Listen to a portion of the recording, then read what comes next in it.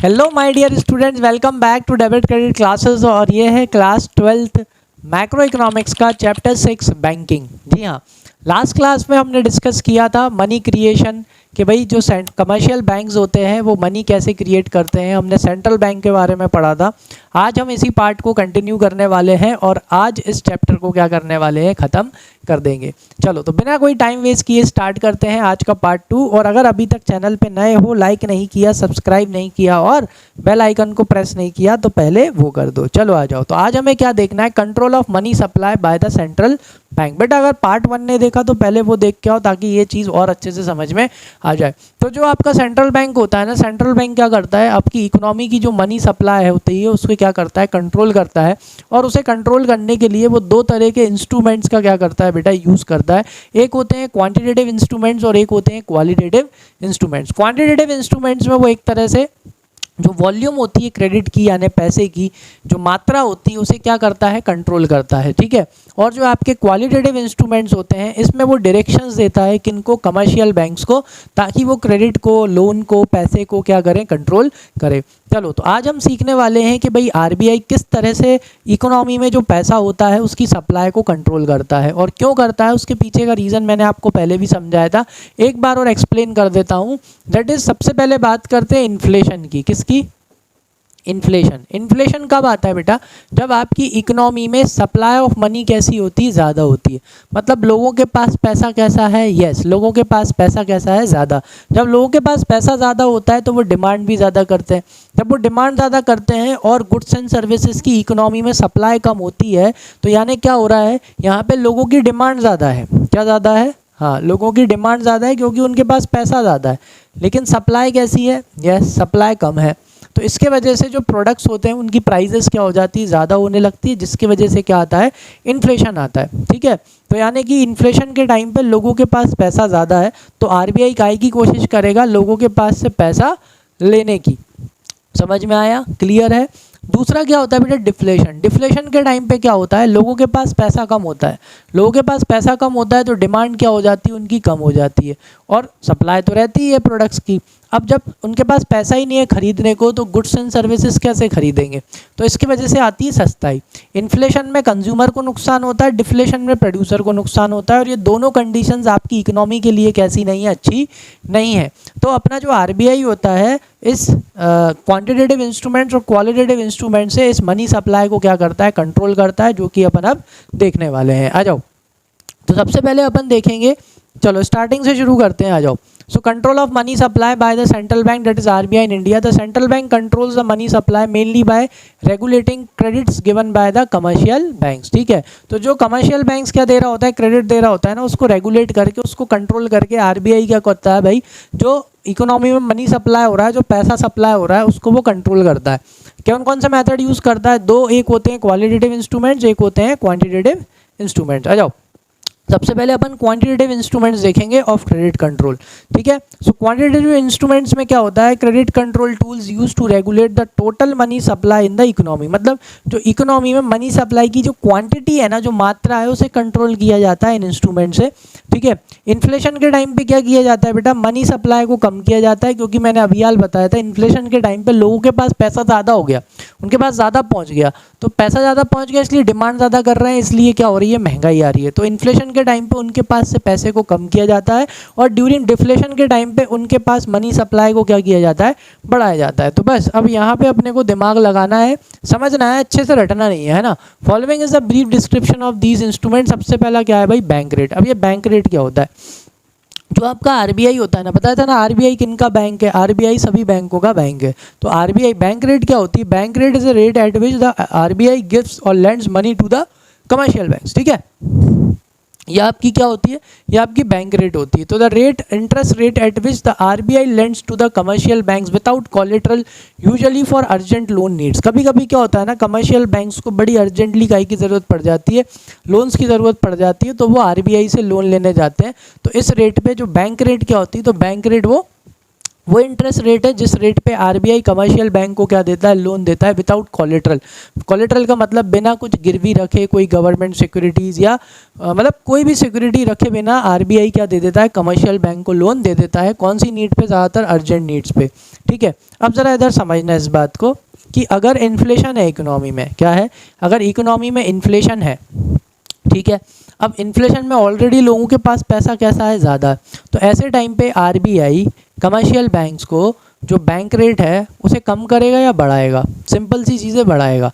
ठीक है, क्यों बढ़ाएगा, क्योंकि जैसे ही बैंक रेट बढ़ जाएगा तो कमर्शियल बैंक को आरबीआई से लोन कैसा मिलेगा, महंगा मिलेगा। जैसे ही कमर्शियल बैंक को आरबीआई से लोन महंगा मिलेगा तो वो आगे जो जनरल पब्लिक को लोन देगी वो भी कैसा देगी, महंगा देगी, मतलब इंटरेस्ट रेट ज़्यादा चार्ज करेगी। अब जैसे ही वो इंटरेस्ट रेट ज़्यादा चार्ज करेगी तो ऑटोमेटिकली जो लोग लोन लेने वाले थे वो लोन नहीं लेंगे। तो इससे धीरे धीरे क्या होगी, इकोनॉमी में मनी सप्लाई क्या हो जाएगी, कम हो जाएगी। आ जाओ, इसलिए क्या होता है, बैंक रेट को क्या कर दिया जाता है, ये एरो ऊपर लगा है मतलब बढ़ा दिया। बैंक रेट बढ़ाने से क्या होता है बेटा, market rate of interest rate क्या हो जाता है, बढ़ जाता है। क्यों, क्योंकि आरबीआई ने इंटरेस्ट रेट बढ़ा के किसको दिया, कमर्शियल बैंक को, और कमर्शियल बैंक ये लोन किसको देगी बेटा, ये पैसे किसको देगी, जनरल पब्लिक को एज ए लोन बांटेगी। तो सिंपल सी बात है, जब आरबीआई ने रेट बढ़ा के कमर्शियल बैंक को दिया है तो कमर्शियल बैंक भी तो कुछ कमाएगी ना, कमर्शियल बैंक रेट बढ़ा के किसको देगी, जनरल पब्लिक को। तो जब कॉस्ट ऑफ बोरोइंग बढ़ जाएगी यानी इंटरेस्ट ऑन लोन बढ़ जाएगा तो ऑटोमेटिकली लोन की डिमांड क्या हो जाएगी, कम हो जाएगी, लोग लोन लेना कम कर देंगे, ऑटोमेटिकली इकोनॉमी में मनी सप्लाई क्या हो जाएगी, कम हो जाएगी। देखो क्या होगा, जैसे ही मार्केट रेट ऑफ इंटरेस्ट बढ़ेगा कॉस्ट ऑफ बोरोइंग बढ़ जाएगी, जैसे ही कॉस्ट ऑफ बोरोइंग बढ़ जाएगी तो क्रेडिट डिमांड क्या हो जाएगी, कम हो जाएगी। Law of demand class 11। भाई अगर इंटरेस्ट बढ़ेगा, अगर रेट ऑफ इंटरेस्ट बढ़ेगा तो ऑटोमेटिकली लोन की डिमांड क्या हो जाएगी, कम हो जाएगी, जिससे क्या होगा, मनी सप्लाई भी कम हो जाएगा और इससे अपन किसको कंट्रोल कर पाएंगे, इन्फ्लेशन को। तो डिफ्लेशन के टाइम पे आरबीआई क्या करता है, डिफ्लेशन के टाइम पे आरबीआई बैंक रेट क्या कर देता है, कम कर देता है। तो आरबीआई ने जैसे ही बैंक रेट कम करा मतलब कमर्शियल बैंक को आरबीआई से सस्ते में लोन मिलेगा, तो फिर कमर्शियल बैंक जनरल पब्लिक को भी कैसा लोन देगी, सस्ते में लोन देगी, जिससे क्या होगा, लोग जो डिमांड है क्रेडिट की, लोन की डिमांड क्या होगी, बढ़ेगी, जिससे लोग और क्या लेंगे, लोन लेंगे, जिससे इकोनॉमी में क्या बढ़ेगी, मनी सप्लाई बढ़ेगी, और मनी सप्लाई बढ़ने से क्या सही हो जाएगा, डिफ्लेशन सही हो जाएगा। ये देखो डिफ्लेशन के टाइम पे क्या करते हैं, बैंक रेट कम कर दिया, बैंक रेट कम हुआ तो मार्केट रेट ऑफ इंटरेस्ट क्या हो गया बेटा, कम हो गया, क्योंकि आरबीआई से कमर्शियल बैंक को सस्ते में लोन मिल रहा है। तो फिर कमर्शियल बैंक जनरल पब्लिक को भी कैसे रेट ऑफ इंटरेस्ट में लोन देगी बेटा, कम पे देगी, उससे क्या होगा, कॉस्ट ऑफ बोरोइंग कम हो जाएगी। जैसे ही कॉस्ट ऑफ बोरोइंग कम हो जाएगी मतलब रेट ऑफ इंटरेस्ट कम हो जाएगा तो क्रेडिट की डिमांड क्या हो जाएगी, बढ़ जाएगी। ठीक है ना। जैसे ही क्रेडिट की डिमांड बढ़ेगी तो ऑटोमेटिकली लोग क्या करने लगेंगे, लोन लेने लगेंगे, जिससे इकोनॉमी में मनी सप्लाई बढ़ेगी और डिफ्लेशन क्या हो जाएगा, सही हो जाएगा, क्योंकि डिफ्लेशन के टाइम पे मनी सप्लाई कम होती है। मनी सप्लाई को बढ़ाने के लिए आरबीआई डिफ्लेशन में बैंक रेट क्या कर देगा बेटा, कम कर देगा। आया समझ में, क्लियर। चलो आ जाओ नेक्स्ट पे चलते हैं। अच्छा एक और, चलो इसके लिए एक एग्जाम्पल और बता देता हूँ। जैसे मान के चलो कि भाई अभी क्या है, इकोनॉमी में इन्फ्लेशन है, क्या है, इन्फ्लेशन है। तो पहले है ना आरबीआई 9% पे देता था, तो आरबीआई ने क्या करा, बढ़ा के इसको 10% कर दिया। बस अपन एग्जांपल ले रहे हैं, 10% या 11%। अब 1% से लोन क्या हो जाएगा, महंगा हो जाएगा। तो जब आरबीआई ने कमर्शियल बैंक को लोन महंगा दिया है तो सिंपल सी बात है, कमर्शियल बैंक को भी आगे कैसा देना पड़ेगा, ज़्यादा पे ही देना पड़ेगा, नहीं तो कमर्शियल बैंक का क्या हो जाएगा, लोन हो जाएगा।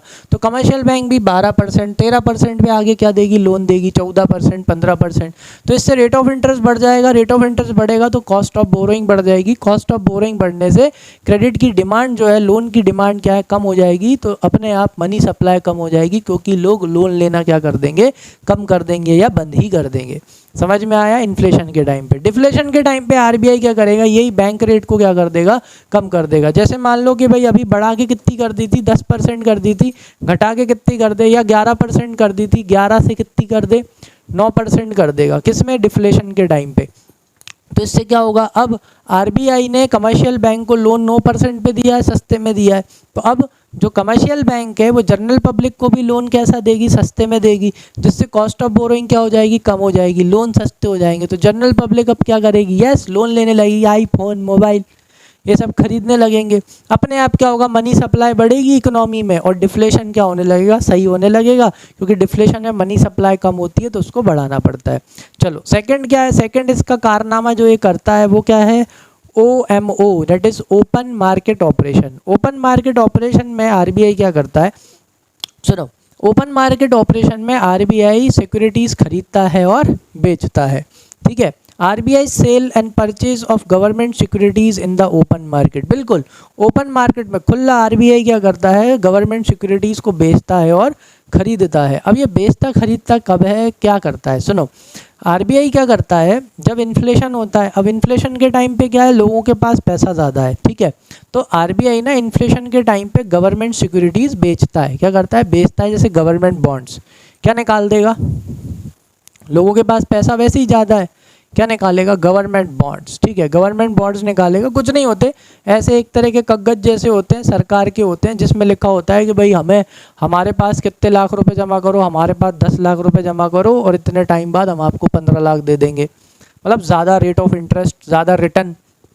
अब कौन से बॉन्ड्स हैं भाई, गवर्नमेंट बॉन्ड्स, गवर्नमेंट बॉन्ड्स मतलब रिस्क फ्री रिटर्न होता है, तो इन्फ्लेशन में लोगों के पास पैसा ज़्यादा है, तो जिनके पास पैसा होता है और जो रिस्क फ्री रिटर्न चाहते हैं ना, तो वो लोग क्या करेंगे, अपने बैंकों में से बढ़िया पैसा निकालेंगे और क्या खरीद लेंगे, गवर्नमेंट बॉन्ड्स खरीद लेंगे। तो क्या कर रहा है, आरबीआई बेच रहा है, लोग खरीद रहे हैं, तो आरबीआई ये गवर्नमेंट बॉन्ड्स बेचता है, बदले में ये कागज देता है उनको और उनसे क्या ले लेता है, पैसा ले लेता है और उस पैसे को ब्लॉक कर देता है।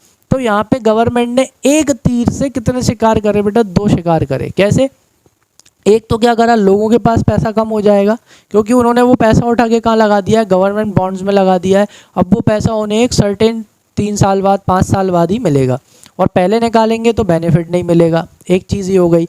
दूसरा चीज़, वो पैसा उन्होंने कहाँ से निकाला होगा बेटा, यस, बैंकों से निकाला होगा, तो बैंकों के पास भी पैसा क्या हो गया, कम हो गया। अब बैंकों के पास पैसा कम हो गया मतलब बैंक भी क्रेडिट क्रिएशन कैसा कर पाएंगे, यस, कम कर पाएंगे।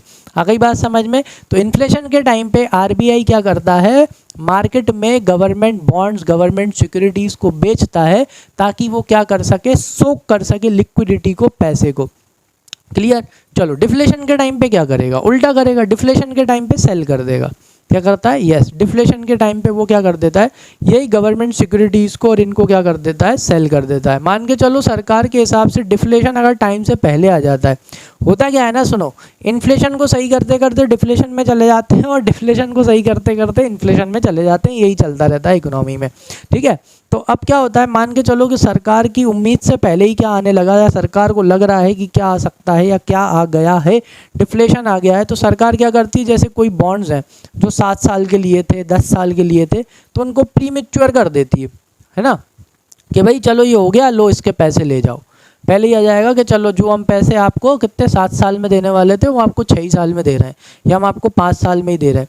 तो ऐसे केस में अब सरकार क्या कर रही है, जो उसने पैसा ब्लॉक करके रख रखा था अब वो सेल कर रही है, ठीक है, बेच रही है। अभी खरीद लिए थे इन्फ्लेशन में, डिफ्लेशन में क्या करेगी, वही गवर्नमेंट सिक्योरिटीज़ और बॉन्ड्स को बेचेगी।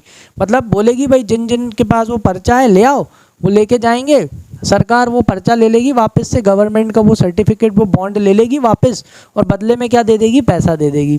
इससे भी सरकार ने एक तीर से कितने शिकार करे, 2 शिकार करे। एक, किसके पास पैसा आ गया बेटा, जनरल पब्लिक के पास पैसा आ गया। दूसरा, किसके पास पैसा आ गया, 10 लाख 15 लाख रुपए सामने वाला कहाँ डालेगा, बैंक में डालेगा ना, वाइट मनी है। और किसके पास पैसा आ गया, बैंक वालों के पास पैसा आ गया। उससे एक तो यहाँ पे ये भी डिमांड करेगा जनरल पब्लिक, दूसरा किसके पास पैसा आ गया, बैंक के पास पैसा आ गया। बैंक और क्या क्रिएट करेगी, लोन क्रिएट करेगी, तो डिफ्लेशन सही होने लगेगा, क्योंकि मार्केट में क्या आ गई, मनी सप्लाई आ गई। आ जाओ, चलो। तो ओपन मार्केट ऑपरेशन में क्या होता है, government sale and purchase of government securities in the open market, जिसमें तब इन्फ्लेशन होता है। ये तो डिफ्लेशन का दे दिया इन्होंने।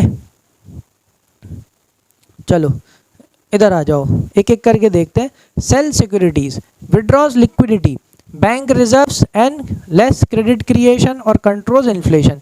यानी जब इन्फ्लेशन होता है तो इन्फ्लेशन के टाइम पे ये क्या करती है भाई, सिक्योरिटीज़ को क्या करती है, बेचती है, जिससे क्या होता है, लोग क्या करते हैं, खरीदते हैं।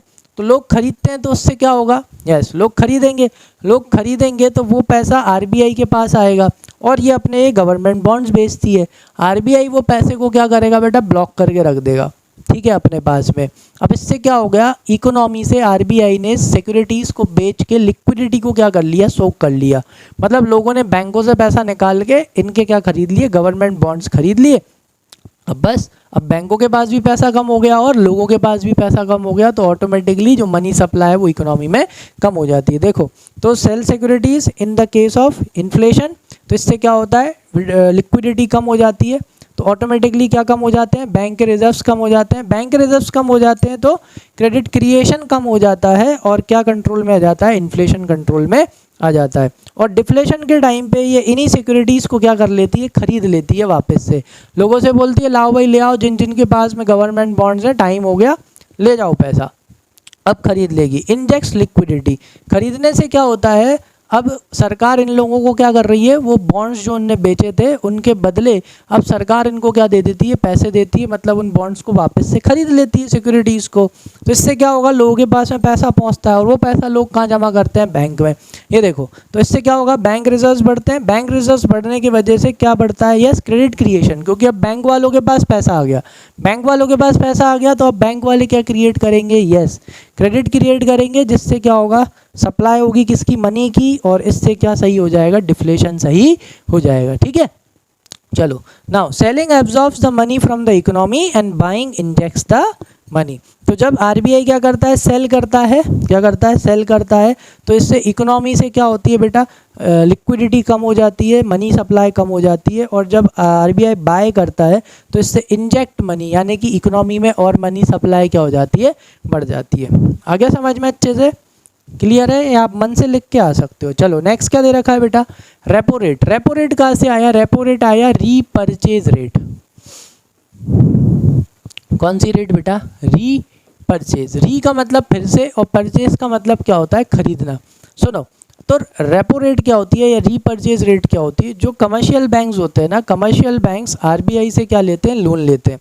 तो वो लोन लेने के लिए ये लोग क्या करते हैं, गवर्नमेंट सिक्योरिटीज़ किसके पास में रखते हैं, आरबीआई के पास में गिरवी रखते हैं, और इनका आपस में पहले से ही एग्रीमेंट हो जाता है। क्या हो जाता है, पहले से ही एक एग्रीमेंट हो जाता है। मतलब जैसे समझना, मैं कौन हूँ, आरबीआई हूँ, ठीक है, तुम लोग कौन हो, तुम्हें कमर्शियल बैंक हो, तुम्हें क्या चाहिए, लोन चाहिए। अब मैं तुम्हें ऐसे तो लोन दूंगा नहीं, है कि नहीं, बहुत अर्जेंट होता है तभी बैंक रेट यानी बिना कोलेटरल के लोन देते हैं।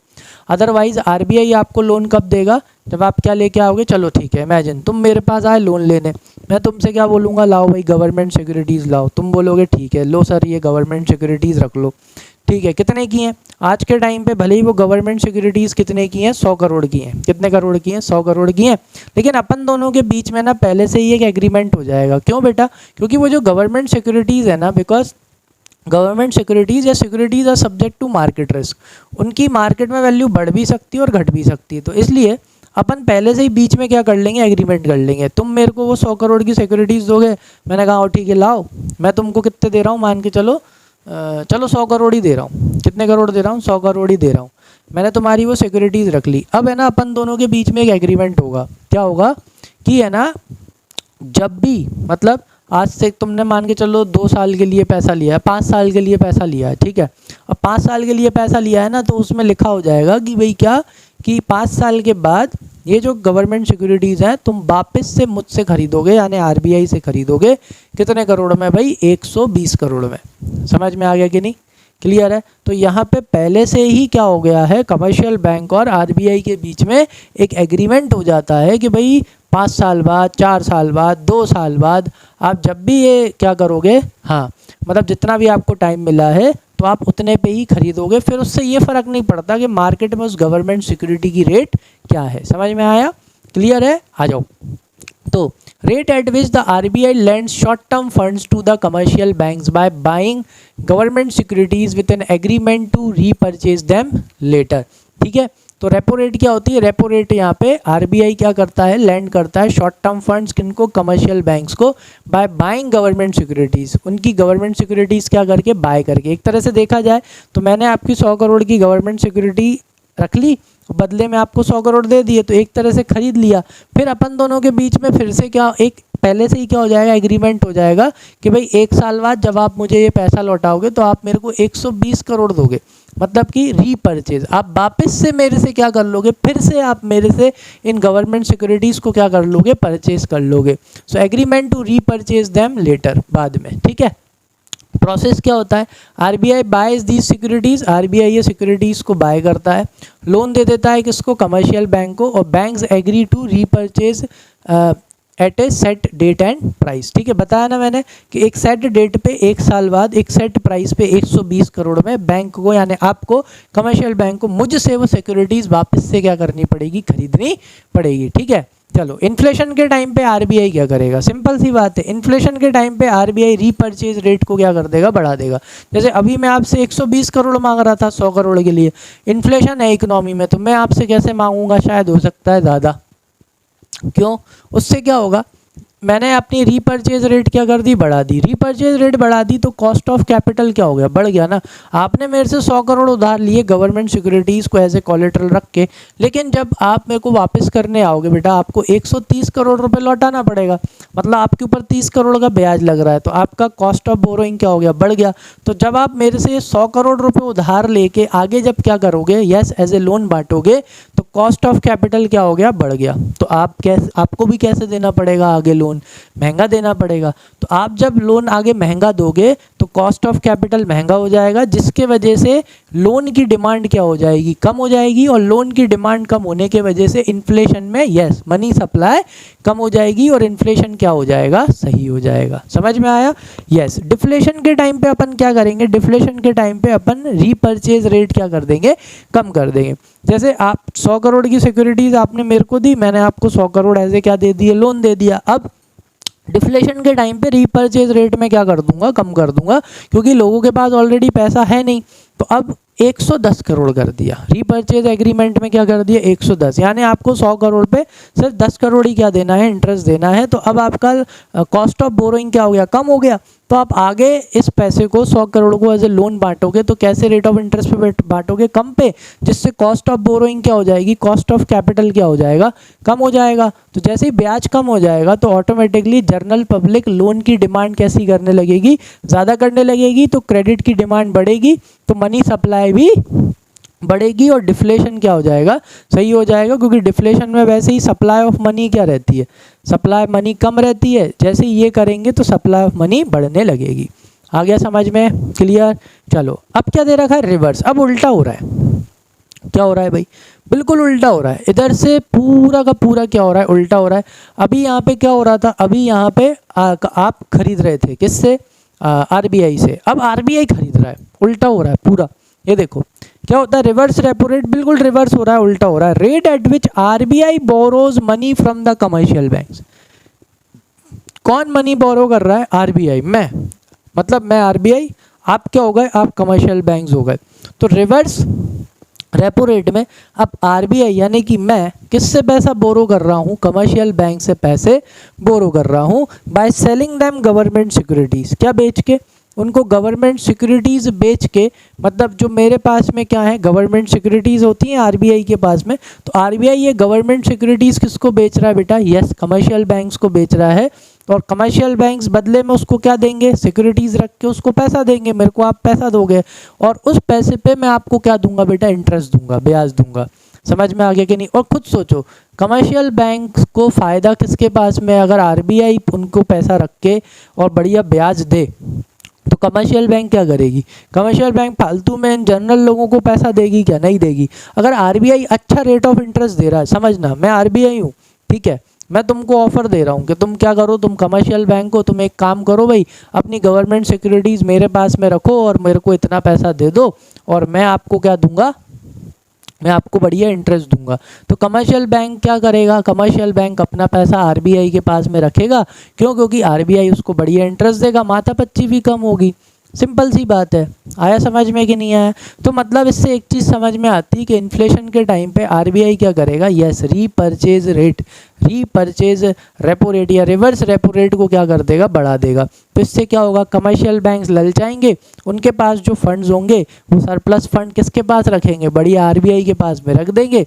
आरबीआई उन्हें क्या देगा, बढ़िया इंटरेस्ट देगा, लेकिन इससे क्या हुआ, यस कमर्शियल बैंक्स ने अपने जो सरप्लस फंड्स थे वो आरबीआई के पास में रख दिए, जिससे कमर्शियल बैंक क्या क्रिएट नहीं कर पाएगा, मनी क्रिएट नहीं कर पाएगा, जिससे वो यस ऑटोमेटिकली मनी क्रिएशन या सप्लाई ऑफ क्रेडिट क्या हो जाएगा, इकोनॉमी का कम हो जाएगा। क्यों, क्योंकि कमर्शियल बैंक ने अपना पैसा किसके पास रख दिया, आरबीआई के पास रख दिया, और आरबीआई उस पैसे को ब्लॉक करके रख देगा। आ गया समझ में। तो डिफ्लेशन के टाइम पे आरबीआई क्या करता है, यस डिफ्लेशन के टाइम पे आरबीआई इस रिवर्स रेपो रेट को क्या कर देता है, कम कर देता है, जिससे क्या होता है कमर्शियल बैंक्स अपना कम से कम पैसा किसके पास रखते हैं, आरबीआई के पास रखते हैं, और वो ज़्यादा से ज़्यादा पैसा अपनी जनरल पब्लिक को क्या करते हैं, डिस्ट्रीब्यूट करते हैं, जिससे डिफ्लेशन के टाइम पे मनी सप्लाई क्या होती है, बढ़ती है, और डिफ्लेशन क्या हो जाता है, सही हो जाता है। आई होप समझ में आ गया होगा। चलो फटाफट अब इस पे से देख लेते हैं। So rate at which RBI borrows money from commercial banks by selling them अपनी government securities with an agreement to repurchase later. और यहाँ पे भी बढ़िया क्या हो जाता है, एग्रीमेंट हो जाता है। मतलब मैं क्या बोल रहा हूँ कि लो भाई ये मेरे पास गवर्नमेंट सिक्योरिटीज़ हैं, शेयर्स हैं, बॉन्ड्स हैं, प्रॉपर्टी है, ये कमर्शियल बैंक भाई आप अपने पास रख लो और इसके बदले मेरे को 100 करोड़ 200 करोड़ दे दो। ठीक है, तो आप क्या करोगे, ये गवर्नमेंट सिक्योरिटीज़ आप रख लोगे और आप कमर्शियल बैंक को आप मेरे को 100 करोड़ या 200 करोड़ आप मेरे को दे दोगे। तो उतना पैसा मैंने क्या कर दिया, ब्लॉक कर दिया। फिर अपन दोनों के बीच में एक एग्रीमेंट हो जाएगा। मैं आपसे बोलूँगा कि सुनो कमर्शियल बैंक, आपने जो मेरे को ये 100 करोड़ दिए हैं ना इस सिक्योरिटीज़ के बदले जो आपके पास हैं, तो ये सिक्योरिटीज़ मैं आपसे वापस से खरीद लूँगा और मैं आपको कितने दूंगा, 120 करोड़ या 130 करोड़। अच्छा रेट ऑफ इंटरेस्ट आरबीआई क्या करता है, देता है इन्फ्लेशन के टाइम पे, ताकि ज़्यादा से ज़्यादा कमर्शियल बैंक अपने उनके पास जो सरप्लस फंड है वो किसके पास रख दें, आरबीआई के पास रख दें, ताकि उनको बढ़िया रिस्क फ्री क्या मिलता रहे, इंटरेस्ट मिलता रहे, जिससे कमर्शियल बैंक के पास में फंड्स कम हो जाते हैं, जिससे वो क्रेडिट क्रिएशन कम कर पाते हैं और इन्फ्लेशन में मनी सप्लाई क्या हो जाती है, कम हो जाती है। चलो तो ऐसे ऐसे करके पढ़ते हैं। सबसे पहला प्रोसेस, आरबीआई सेल सिक्योरिटीज, ठीक है, take deposit from bank, RBI अपनी सिक्योरिटी देता है कमर्शियल बैंक को, बदले में कमर्शियल बैंक क्या देता है, पैसा देता है, और कमर्शियल बैंक्स को क्या मिलता है, इंटरेस्ट मिलता है। इन्फ्लेशन के टाइम पे क्या होता है बताया ना अभी यार, रिवर्स रेपो रेट को आरबीआई क्या कर देता है, बढ़ा देता है, यानी कि ज़्यादा लालच देता है कमर्शियल बैंक को, मुझे 100 करोड़ दो मैं तुम्हें 130 करोड़ दूंगा। तो फिर कमर्शियल बैंक क्या करते हैं, ज़्यादा से ज़्यादा अपना पैसा आरबीआई के पास रखते हैं। देखो, bank parks more funds with the RBI, तो इससे क्या होता है, उनकी लैंडिंग कैपेसिटी कम हो जाती है, इकोनॉमी में मनी सप्लाई कम हो जाती है, इन्फ्लेशन सही होने लगता है। डिफ्लेशन में उल्टा, डिफ्लेशन में आरबीआई रिवर्स रेपो रेट को क्या कर देता है, कम कर देता है, जिससे कि लालच कम हो जाता है। मतलब अब 100 करोड़ दो 110 करोड़ ले जाओ। फिर कमर्शियल बैंक कहती है यार इससे ज़्यादा ब्याज तो हम कैसे कमा लेंगे, हम जनरल पब्लिक को पैसा बांट के कमा लेंगे बस। तो फिर वो किस में पैसा बांटते हैं, यहाँ अब जनरल पब्लिक में पैसा बांटते हैं, जिससे क्या होता है, डिफ्लेशन में मनी सप्लाई बढ़ती है, जिससे धीरे धीरे क्या सही होने लगता है, डिफ्लेशन सही होने लगता है। डिफ्लेशन में क्या करता है आरबीआई, रिवर्स रेपो रेट कम करती है, जिसकी वजह से बैंक बहुत कम फंड्स आरबीआई के पास में रखते हैं, जिससे कि बैंक्स की लैंडिंग कैपेसिटी बढ़ती है और वो जनरल पब्लिक को लोन देती है, जिससे कि मनी सप्लाई बढ़ जाती है। चलो आ गया समझ में। नेक्स्ट क्या दे रखा है भाई, CRR, that is cash reserve ratio. ये मैंने आपको पिछले उसमें ही समझा दिया था। कैश रिजर्व रेशियो क्या होता है बेटा, जो total cash reserve ratio is decided by RBI. कौन डिसाइड करता है, यस आरबीआई डिसाइड करता है। चलो एक होमवर्क देता हूँ, कमेंट सेक्शन में मेंशन करके बताना आरबीआई की करंट CRR और SLR रेट क्या है, ठीक है, एक छोटा सा होमवर्क। चलो तो क्या है भाई, CRR रेशियो क्या होता है, कैश रिजर्व रेशियो क्या होता है, जो आपके कमर्शियल बैंक्स होते हैं ना, कमर्शियल बैंक्स का जो टोटल डिपॉजिट आता है, उस टोटल डिपॉजिट का इतना परसेंटेज उन्हें आरबीआई के पास में क्या करके रखना होता है, मेंटेन करके रखना होता है। जैसे फॉर एग्जांपल, बस एग्जांपल के तौर पे, जैसे कि अगर आपका टोटल डिपॉजिट 1 लाख है और CRR कितना परसेंट है, 10%, तो इसका 10% कितना आएगा, 10,000 रुपीज़, ठीक है। तो 10,000 रुपये भाई किसके पास है मेंटेन करना है, या 10,000 करोड़ रुपए किसके पास मेंटेन करना है, आरबीआई के पास। So the percentage of commercial banks total deposit that must be kept with RBI as per the legal requirement, इतना पैसा उनको आरबीआई के पास में मेंटेन करके रखना है, percentage of the total deposit, जो उस कमर्शियल बैंक के पास टोटल डिपॉजिट आ रहे हैं उसका इतना परसेंटेज, ठीक है, समझ में आ गया है ना। पर्पस क्या है भाई, to control the liquidity in the economy. इसका पर्पस क्या है कि भाई इकोनॉमी में क्या कंट्रोल करके रखना, लिक्विडिटी को कंट्रोल करके रखना। अब जरा इधर सुनो, अब है ना तुम खुद ही समझ में आ जाओगे। जैसे मान के चलो कि अगर बैंक के टोटल डिपॉजिट कितना आ रहा है, 100 रुपये आ रहा है, ठीक है, और अभी CRR कितना है, 10% है। कितना परसेंट? 10%, यानी 10 रुपये। 10 रुपये बैंक वालों को किसको देना पड़ेगा? RBI को। और बाकी 90 रुपीज़ ये लोग क्या कर सकते हैं? यस, लैंड कर सकते हैं, है कि नहीं? अब दिमाग लगा लो, इन्फ्लेशन पे क्या करेगा और डिफ्लेशन पे क्या करेगा। अब इन्फ्लेशन में ऑलरेडी क्या है? यस, इन्फ्लेशन में ऑलरेडी मनी सप्लाई कैसी है? ज़्यादा है। तो इन्फ्लेशन में जब मनी सप्लाई ज़्यादा है तो RBI क्या करने की कोशिश करेगा? मनी सप्लाई कम करने की कोशिश करेगा, तो RBI CRR बढ़ा देगा। यस, अब 10% से मान के चलो, वो तो बस एग्जाम्पल के तौर पे, कि CRR उसने कितना कर दिया बेटा? 20% कर दिया, यानी 100 रुपये का 20% यानी कितना हो गया? अब 20 रुपये बैंक वालों को किसके पास रखने पड़ेंगे? RBI के पास। मतलब उनके पास कितना बचेगा? 80, यानी वो लैंड कितना कर पाएंगे? 80 कर पाएंगे, जिससे उनकी लैंडिंग कैपेसिटी क्या हो जाएगी? कम हो जाएगी। तो ऑटोमेटिकली इकोनॉमी में मनी सप्लाई भी क्या हो जाएगी? कम हो जाएगी। आया समझ में? क्लियर? डिफ्लेशन के टाइम पे क्या करेगा? उल्टा करेगा, CRR को कम कर देगा। जैसे ही CRR को कम करेगा तो कमर्शियल बैंक्स को RBI के पास में कम CRR मेंटेन करना पड़ेगा, जिसके वजह से उनके पास में जो पैसा है वो ज़्यादा बचेगा, तो वो ज़्यादा क्या कर पाएंगे? एज ए क्रेडिट लैंड कर पाएंगे, जिससे इकोनॉमी में मनी सप्लाई बढ़ेगा और डिफ्लेशन क्या हो जाएगा? सही हो जाएगा। चलो आ जाओ, ये वाला पॉइंट देखते हैं, क्या दे रखा है इसमें।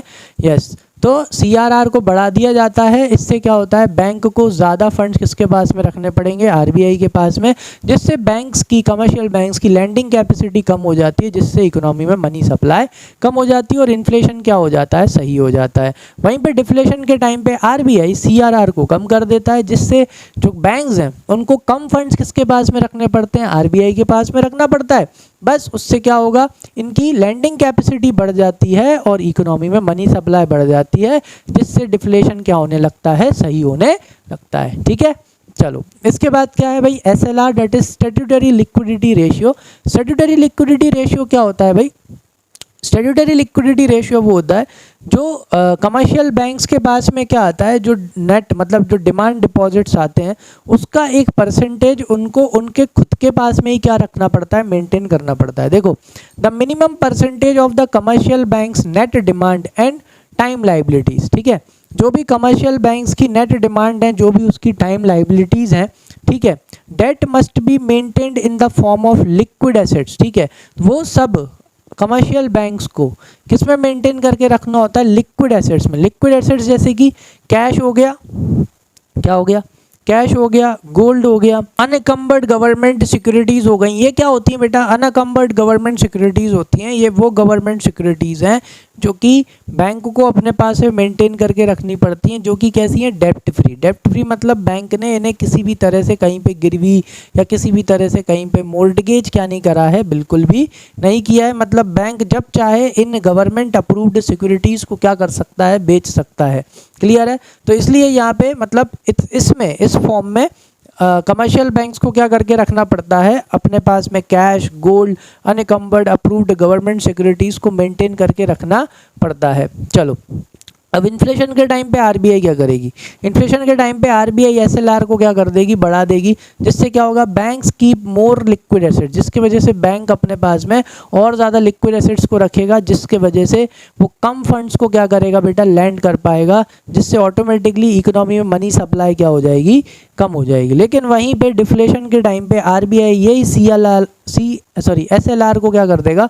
कम कर देगा, जिससे कमर्शियल बैंक्स को अपने पास में लिक्विड एसेट्स कम मेंटेन करके रखना पड़ेगा। Banks keep less liquid assets, यानी कि वो ज़्यादा फंड्स क्या कर पाएंगे? लैंड कर पाएंगे, जिससे इकोनॉमी में मनी सप्लाई बढ़ेगी और धीरे धीरे जो अपना डिफ्लेशन है वो क्या हो जाएगा बेटा? सही हो जाएगा। ठीक है, आई होप समझ में आ गया होगा। मोस्टली बढ़ाना ही है, क्या करना है?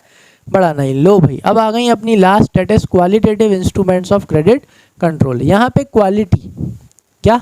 यस, यहाँ पे क्वालिटी की बात होगी। उधर क्वांटिटी पे काम कर रहे थे, यहाँ क्वालिटी पे काम करेंगे। आ जाओ, मार्जिन रिक्वायरमेंट। ठीक है, कौन सा रिक्वायरमेंट भाई? Margin requirement. अच्छा, पता है ना, जैसे फॉर एग्जांपल कमर्शियल बैंक के पास में लोन लेने जाते हैं तो एक होता है ना प्रॉपर्टी रख के लोन लेना, हाँ वही, वो मार्जिन रिक्वायरमेंट आता है इसमें। अगर आप 1 करोड़ की प्रॉपर्टी रखते हो ना, तो ऐसा नहीं है आपको 1 करोड़ का ही लोन मिलेगा, उससे क्या मिलता है? कम लोन मिलता है। ठीक है, तो वो जो बीच का जो डिफरेंस होता है ना, वो क्या होता है, मार्जिन रिक्वायरमेंट। जैसे फॉर एग्जांपल आप 1 करोड़ की प्रॉपर्टी गिरवी रख रहे हो और आरबीआई वाले एसबीआई या कमर्शियल बैंक वाले आपको 80 लाख लोन दे रहे हैं या 70 लाख लोन दे रहे हैं, तो वो बीच का जो डिफरेंस है वो क्या है बेटा, वो मार्जिन रिक्वायरमेंट है। आ जाओ, तो margin requirement difference between the current value of the collateral security that is security offered for loan and the loan amount granted. तो उनके बीच का जो डिफरेंस होता है ना, वो मार्जिन रिक्वायरमेंट होता है। यानी आप 1 करोड़ की प्रॉपर्टी गिरवी रख रहे हो और बैंक वाले आपको सिर्फ 70 लाख रुपए लोन दे रहे हैं, तो वो 30 लाख बीच में क्या है, वो आपकी मार्जिन रिक्वायरमेंट है। ठीक है, अब यहाँ पे इन्फ्लेशन के टाइम पे आरबीआई क्या कर देती है, मार्जिन रिक्वायरमेंट को बढ़ा देती है। जैसे मान के चलो, पहले मार्जिन रिक्वायरमेंट कितना था कि भाई अगर आपको 1 करोड़ की प्रॉपर्टी अगर आप गिरवी रख रहे हो, ठीक है, तो आपको कितने का लोन मिल जाएगा, 85 करोड़ का आपको लोन मिल जाएगा। ठीक है, लेकिन अब क्या आ गया, इन्फ्लेशन आ गया, तो आरबीआई क्या करेगा, इन्फ्लेशन के टाइम पे मार्जिन रिक्वायरमेंट को बढ़ा देगा, बोलेगा कि भाई अगर 1 करोड़ का लोन चाहिए तो कि अगर 1 करोड़ की प्रॉपर्टी अगर गिरवी रखोगे तो कितने का लोन मिलेगा, 70 लाख का लोन मिलेगा। तो यहाँ पे क्या होता है ना, लोग सोचने लगते हैं कि यार अपन अपनी 1 करोड़ की प्रॉपर्टी बैंक में गिरवी रखेंगे और लोन भी कितने का मिल रहा है, 70 लाख का मिल रहा है, तो कौन रिस्क ले। तो ऐसे टाइम पे क्या होता है, ऑटोमेटिकली जो डिमांड होती है क्रेडिट की वो कम हो जाती है, तो इकोनॉमी में मनी सप्लाई भी क्या हो जाती है, कम हो जाती है। देखो मार्जिन रिक्वायरमेंट, तो less loans given for the same collateral, credit supply क्या हो जाएगी, कम हो जाएगी, use to control the inflation that is speculative activities. तो इन्फ्लेशन के टाइम पे आरबीआई मार्जिन रिक्वायरमेंट को बढ़ा देता है, जिसकी वजह से क्या होता है, less loan given for same collateral. तो सेम कोलेट्रल के लिए लोन कैसा दिया जाता है, कम दिया जाता है। ऑटोमेटिकली इकोनॉमी में मनी सप्लाई क्या हो जाती है, कम हो जाती है, और इन्फ्लेशन क्या होने लगता है, धीरे धीरे सही होने लगता है। वहीं पे डिफ्लेशन के टाइम पे मार्जिन रिक्वायरमेंट क्या कर दिया जाता है, कम कर दिया जाता है कि भाई अच्छा ठीक है, लाओ 1 करोड़ की प्रॉपर्टी पे कितना लोन दे देंगे भाई, 90 लाख का दे देंगे या 95 लाख का दे देंगे। समझ में आया। तो ये ज़्यादा अच्छा है, बेचने की जगह प्रॉपर्टी किसके पास में रख दो, बैंक के पास में रख दो, बढ़िया। बैंक वाले कितने लोन दे रहे हैं, 90 लाख 95 लाख दे रहे हैं, तो मार्जिन रिक्वायरमेंट क्या हो गया, कम हो गया, जिससे लोग क्या करेंगे, अपनी प्रॉपर्टी को बैंक के पास में रखेंगे। 10 में से 8 या 6 लोग तो बिल्कुल रखेंगे और बैंक से क्या लेंगे, पैसा लेंगे और उस पैसे को इकोनॉमी में लगाएंगे। मतलब इस पे क्या होगा बेटा, यस, मनी सप्लाई बढ़ेगी और धीरे धीरे डिफ्लेशन सही होने लगेगा। तो मार्जिन रिक्वायरमेंट को कम कर दिया जाता है, जिससे क्या होता है, more loans given for same collateral. तो उस सेम कोलेट्रल पे और ज़्यादा लोन दे दिया जाता है। देखो ज़्यादा दिया जा रहा है ना, अभी सिर्फ 70 लाख ही दे रहे थे, अब 90-95 लाख दे रहे हैं, जिससे इकोनॉमी में क्रेडिट सप्लाई बढ़ेगा, मनी सप्लाई बढ़ेगा, जिससे क्या होगा, use to stimulate growth and deflation control. तो इससे क्या होगी, ग्रोथ होगी और डिफ्लेशन भी क्या में आएगा, कंट्रोल में आ जाएगा। नेक्स्ट क्या होता है बेटा, rationing of credit. Rationing of credit में क्या करा जाता है, फिक्स कर दिया जाता है। क्या कर दिया जाता है, देखो इन्फ्लेशन के टाइम पे रेशनिंग ऑफ क्रेडिट को इन्फ्लेशन के टाइम पे रेशनिंग ऑफ क्रेडिट किया जाता है, यानी कोटा फिक्स कर दिया जाता है कि भाई इस तरह की एक्टिविटीज़ के लिए इस तरह के लिए इतना ही लोन देना है। समझ में आ गया कि नहीं आया, आ जाओ। रेशनिंग ऑफ क्रेडिट मतलब फिक्सिंग ऑफ क्रेडिट कोटास, बिल्कुल फिक्स कर दिया जाता है for different business activities by the RBI. RBI strict instructions दे देता है कि भाई इस तरह की बिजनेस एक्टिविटीज़ के लिए बस इतना इतना लोन देना है, उससे ज़्यादा लोन नहीं देना है। Purpose mainly to control the credit flow to the speculative और नॉन एसेंशियल सेक्टर्स। ठीक है, स्पेकुलेटिव एक्टिविटीज़ यानी मंडी का काम, इस तरह की जो स्पेकुलेटिव एक्टिविटी करते हैं ना, किसी चीज़ को क्वांटिटी में ख़रीद के स्टोर कर लेना, फिर उसकी प्राइसेस बढ़ने का इंतज़ार करना, इस तरह की एक्टिविटीज़ को कम करने के लिए आरबीआई क्या करता है, जो रेशनिंग ऑफ क्रेडिट कर देता है, बिल्कुल मना कर देता है कि भाई इन तरह की या स्पेकुलेटिव एक्टिविटीज़ होती हैं। जैसे मैं कैसे समझाऊँ, हाँ चलो, जैसे प्याज है, अब जैसे प्याज की पैदावार हुई, प्याज की पैदावार थोड़ी ठीक ठाक हुई, ज़्यादा नहीं हुई, कुछ लोग क्या करते हैं, इसको बल्क में ख़रीद के और अपने गोडाउन में क्या कर देते हैं, स्टोर कर देते हैं, और उन्हें स्टोर करके तब तक रखते हैं जब तक मार्केट में उनकी प्राइसेस क्या नहीं होने लगती, बढ़ने नहीं लगती। जैसे ही उनकी मार्केट में प्राइसेस बढ़ने लगती हैं, पता है ना, कभी कभी प्याज सेवफल की रेट तक पहुंच जाता है, 100 रुपये किलो तक प्याज पहुंच जाती है। इसे स्पेकुलेटिव एक्टिविटी करते हैं कुछ लोग, वो भी लोन लेके करते हैं। अब इससे क्या होगा, जैसे ही उसकी प्राइस 100 रुपये पहुँच जाएगी, मार्केट में निकाल के बेच लगेंगे। किसको समझ में आ रहा है कि ये 5 रुपये किलो में खरीदी हुई थी और अब इसी को 100 रुपये किलो में बेच रहे हैं, इसे बोलते हैं स्पेकुलेटिव एक्टिविटी। कुछ लोग यही स्पेकुलेटिव एक्टिविटी करेंसी में भी करते हैं। समझ में आया। तो ये मैंने आपको सिंपल बस एक प्याज के एग्जाम्पल से समझाया। आ जाओ। तो यहाँ पे आरबीआई फिक्स कर देती है कि भैया इस तरह की एक्टिविटी के लिए क्या नहीं देना है, लोन नहीं देना है, ठीक है, कंजम्पशन एक्टिविटी के लिए लोन नहीं देना है, या पर्सनल लोन नहीं देना है, या पर्सनल लोन देना तो है लेकिन इन इन चीज़ों के लिए नहीं देना। तो इस तरह से फिक्स कर देती है आरबीआई, ठीक है। तो इससे क्या होगा, क्रेडिट रेशनिंग को बढ़ा देती है, कोटा लिमिट्स फिक्स कर देती है, जिससे बैंक्स क्या नहीं कर पाते, उन्हें एक्सीड नहीं कर पाते, मतलब ज़्यादा लोन नहीं दे पाते, जिसकी वजह से क्रेडिट सप्लाई क्या हो जाती है, कम हो जाती है, ऑटोमेटिकली इकोनॉमी में मनी सप्लाई कम हो जाती है, क्योंकि आरबीआई ने मना कर दिया भाई बस इतना ही दे सकते हो, उससे ज़्यादा नहीं दे सकते, दोगे तो आरबीआई तुम्हें बंद कर देगा। समझ में आया। चलो नेक्स्ट, इसके बाद क्या दे रखा है, विड्रॉ क्रेडिट रेशनिंग। जब डिफ्लेशन के टाइम पे क्रेडिट रेशनिंग को क्या कर देता है, जब ये डिफ्लेशन इन्फ्लेशन के टाइम पे क्रेडिट रेशनिंग करता है और डिफ्लेशन के टाइम पे क्रेडिट रेशनिंग को क्या कर देता है, खत्म कर देता है, हटा देता है, रेशनिंग वेशनिंग हटा देता है, दो लोन तुम दो। क्यों, क्योंकि डिफ्लेशन में ऑलरेडी मनी सप्लाई कैसी है, कम है, उसे क्या करना है, बढ़ाना है। तो डिफ्लेशन के टाइम पे जितना भी कोटा फिक्स किया है कि भाई इतना इतना लोन देना, उसे खत्म कर देता है और बोल देता है दे दो लोन दो तुम तो, ठीक है।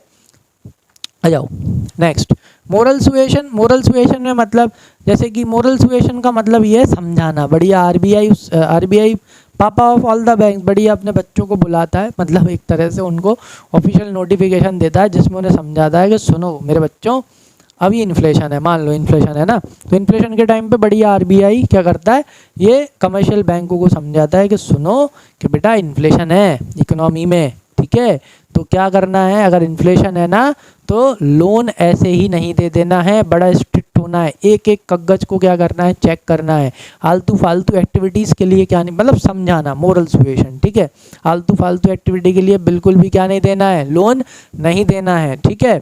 और अगर कोई लोन लेने आ रहा है बढ़िया एक एक कागज पत्र उसका क्या करो, चेक करो, एक भी कागज ना हो तो उसका लोन क्या कर दो, कैंसिल कर दो, उसको क्या मत दो, लोन मत दो।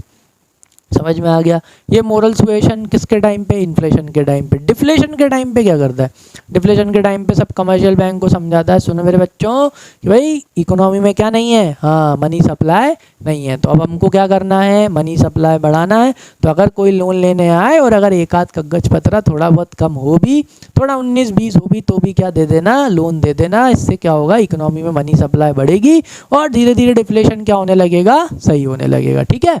आ जाओ, तो ये करता है आरबीआई। तो RBI advises and guides the commercial banks to follow its credit policy, ठीक है, उनको गाइड करता है कि भाई मैंने जो क्रेडिट पॉलिसी बनाई है ना, उनको ईमानदारी से क्या करो, फॉलो करो, है ना, आलतू फालतू लोन मत देना इन्फ्लेशन के टाइम पे।